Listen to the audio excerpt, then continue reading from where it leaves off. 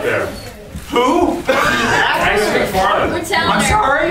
Agnes McFarland! Excuse me? Agnes McFarland! Who? Agnes McFarland!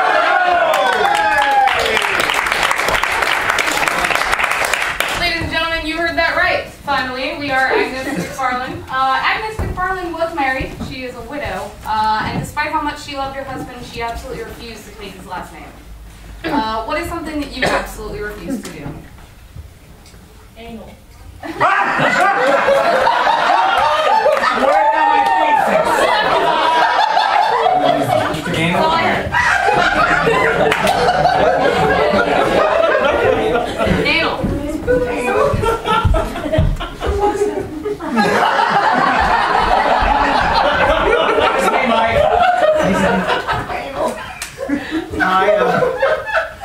Do I sit or stand? Okay. My name is Scott, and I'm over here at Overexplainers Anonymous.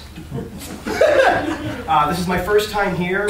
My wife told me I should really come here because I've been explaining things too much recently. What happened is I came home from work. I work 7 a.m. to 4 p.m. I work in a factory. Basically, things come down the line, and I just have to make sure that they look fine. Some days, depending on the factory I work at, I might have to work with food. Some day I may have to work with machine parts. It's a really big company. The owner of the company, he was born in Chicago. You know what? He's a gentleman. People don't give him enough credit for how much of a gentleman he is for someone who owns his own business. His parents came all the way from Paraguay. I don't know if you've ever been to Paraguay, but my wife tells me that I need to come here because I've been talking about too much. I told my boss that, my wife wanted me to come here. He's a really great guy. People don't give him enough credit. His parents came all the way from Paraguay. I know, I've never heard of Paraguay until this either. But I got home at 4:32 the other day because I had to drive past the bakery and the smells were wafting through the window of my car as I drove down the street. And I don't know about you. I have nothing left to live for, man. There's absolutely nothing, man. My husband is leaving. My kids fucking hate me. I just lost my job. Look, I understand. I'm trained in this. I'm here to help you. First thing I want to do is establish a friendship between us. My name is Steven. What's your name? Meredith. Meredith. My name is Steven.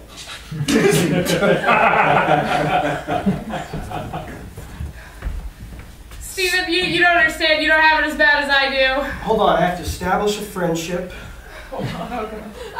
It's just like, what's the point when you can't really think of something left to live for? I'm trying to read right now. Just 1 minute, please. I says I have to establish a friendship, thereby establishing that you have a reason to live. You have a reason to live. I forgot your name. I'm sorry. I'm Steven. Mom! Mom! Make less Pop-Tart! Fucking hate you! Now, alright, listen, Julia, I can buy more Pop-Tarts, okay? There's no reason to get so angry. It's a Pop-Tart. We have cereal? Fruit Loops? Or... I wish your skin would disintegrate or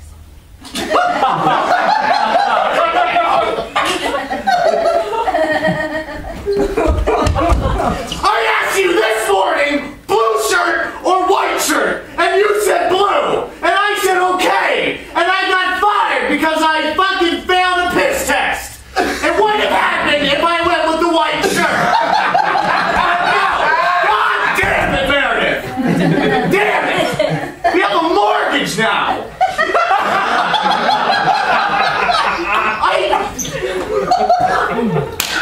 Support me,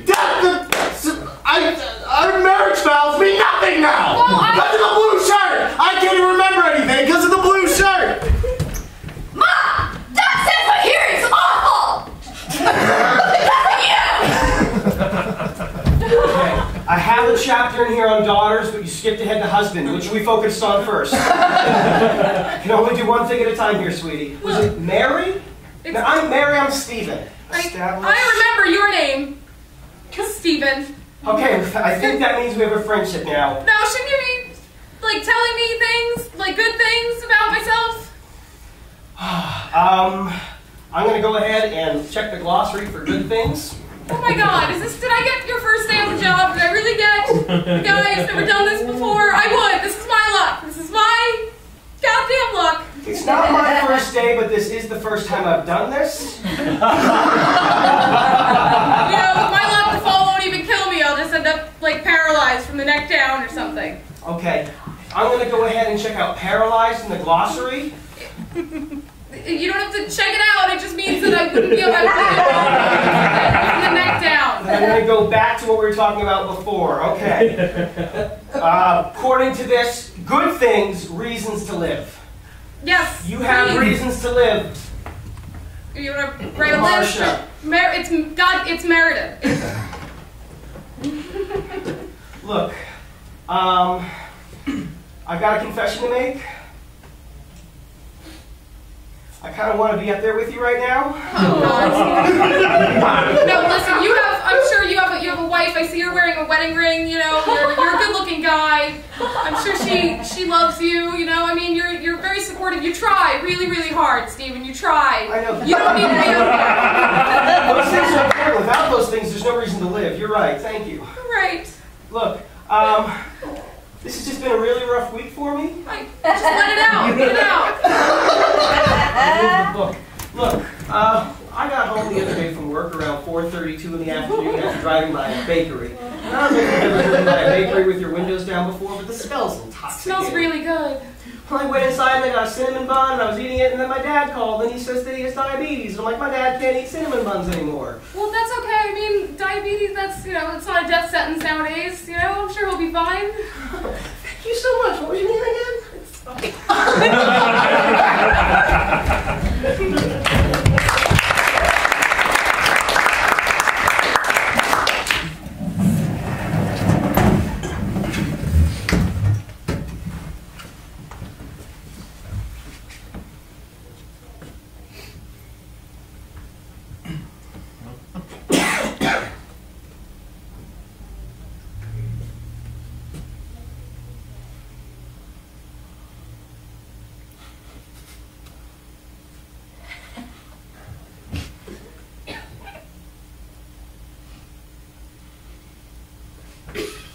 Mr. Simmons, you're the one who called this meeting.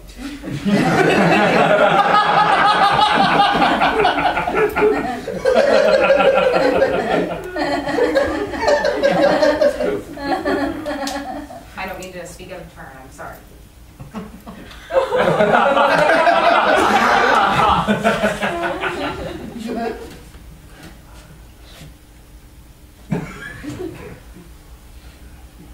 Who's doing this? The death stare. Mr. Simmons, I know you've been stealing. I know you've been embezzling, okay? You can't hide it anymore. We've run the books. Oh, God. You're right, I should take a look at the books again. You're absolutely right.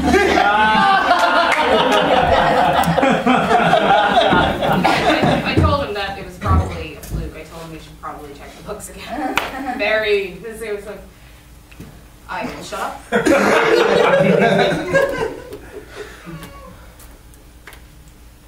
Look, it's running again now. There's no two ways around it. You're cooking something, okay? The books don't add up. I'm going to look at them again. One more time. Just 5th time's a charm. That's a thing people say. Right. By the way, Mr. Simmons, I like your tie. I can't break away. I can't break away. Tell me from my hands over the enter key. Yes, you're good. Just. It doesn't blink.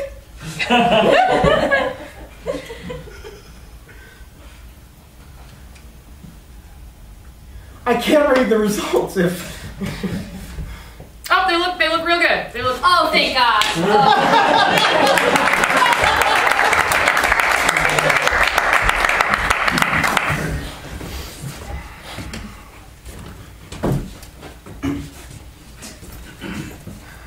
It's hard to act natural.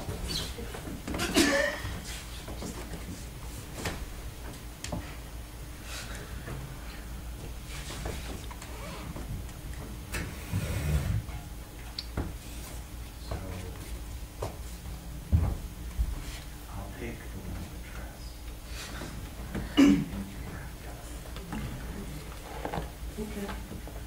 You pick the one in the dress. I'll pick the one in the jeans. So I'll take the one in the kilt.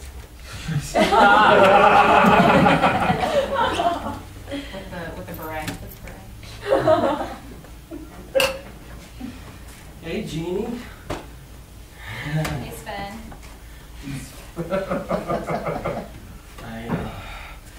I ironed the pleats.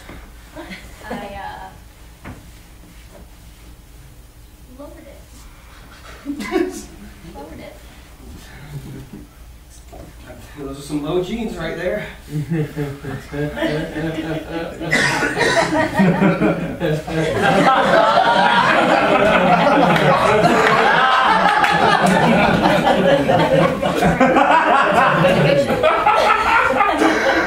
Okay.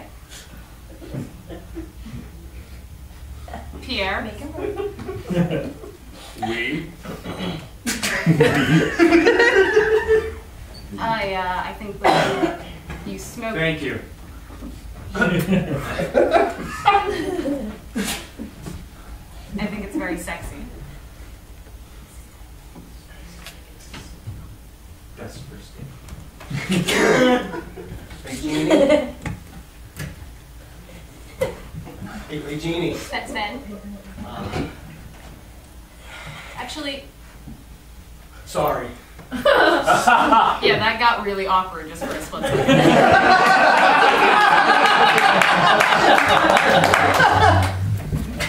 Look, Jeannie, I want you to know, despite what most people think, this is not plaid. It's called tartan.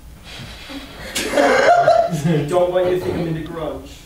I'm not. It's tartan. It's a fabric that looks like plaid, but it's traditional amongst men wearing kilts. and just so you know, I have betrayed you, and this is not 100% cotton. It's denim and cotton, I'm assuming. A little bit of spandex. A little bit of span. Pierre, what does escargot taste like?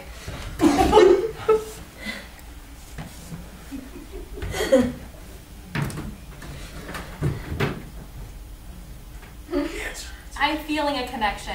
I really am. I've never had a first date while modeling for a college art class.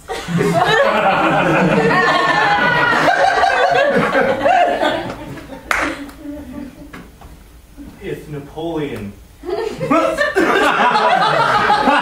had a dream, and those dreams were about Skittles, that's what escargot tastes like. Sven, I'm thinking this is going to become an apprentice becomes a teacher situation. Wow, I've never taught anyone anything before. This is I'm always the guy learning things. Like, oh wait, you didn't know about tartan before, now you do. It's rubbing off. And you've never been more accepting about my cotton pants.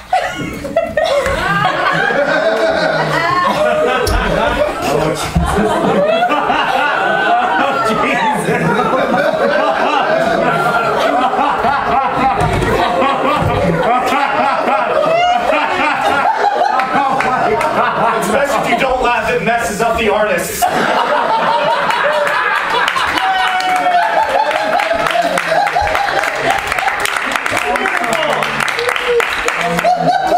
Oh my god.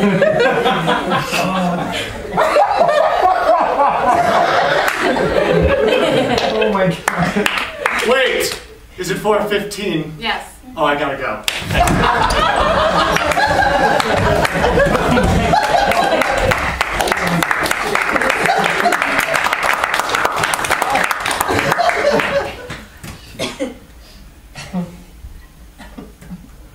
It's even scary from back here, dude. I can't look at this. Oh god, I can't look at the screen. She changed it to her face. Oh god. I know, I'm sorry. It's just you have that long golden mane of yours. It's beautiful. But like sun-kissed. It's one of the symptoms. My hair grows at rapid paces. You are a fortunate man. Beautiful, fortunate man.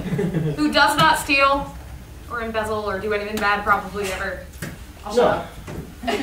Who's not having an affair with a janitor? I know. Those things were unfounded and proven false. Rosa is a beautiful soul. Beautiful. Yes. She's got character. She's not here to defend herself, so I can't. No, she's not. You haven't seen Rosa? Oh, God. Oh. This doesn't blink at all. At least you got a couple in there. I'm going to try and close it. Let me know if he comes after me. It doesn't close. Oh, Mr. Simmons? I think I hear the ice cream truck. You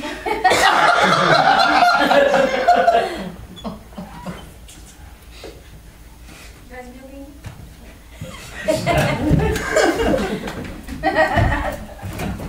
No, and like frankly, all kids have a hard time. You know, I'm sure it's nothing to worry about. He'll grow out of it, right? I was really worried. My wife says that, instead of teaching my son, I explain to him. He says I don't give him opportunities to learn from. I just tell him stuff. And that's frustrating as a parent to hear those things. Right. No, I know. I mean, you get frustrated. You feel like giving up, but don't give up. I'm not. Life is worth living.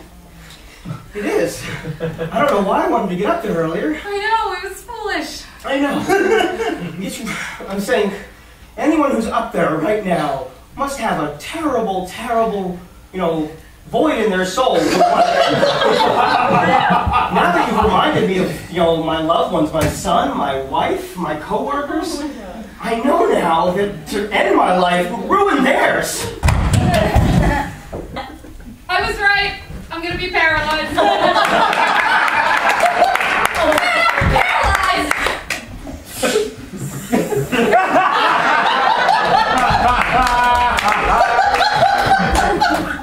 And that's why in 7th grade, Marcia Gibson told me if I study my geography, I can become a great man. But I didn't, so I didn't know where Paraguay was.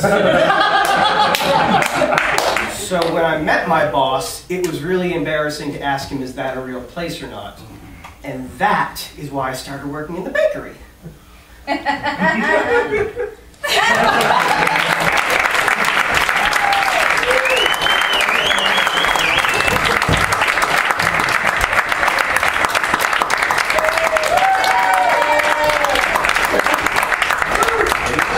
Let's hear it for the Agnes McFarland, everybody!